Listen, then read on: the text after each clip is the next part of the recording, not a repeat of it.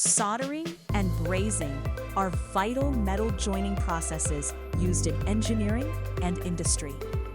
Soldering joins metals by melting a low-melting filler metal called solder below 450 degrees Celsius.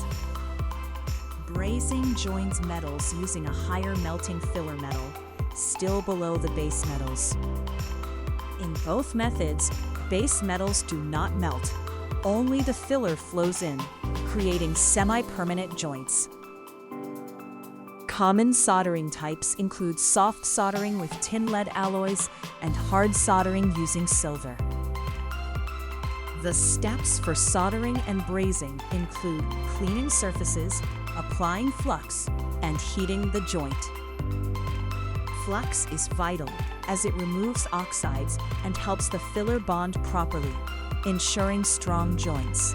Soldering is used in electronics, while brazing is used in plumbing, refrigeration, and construction. These techniques ensure reliable connections with minimal distortion.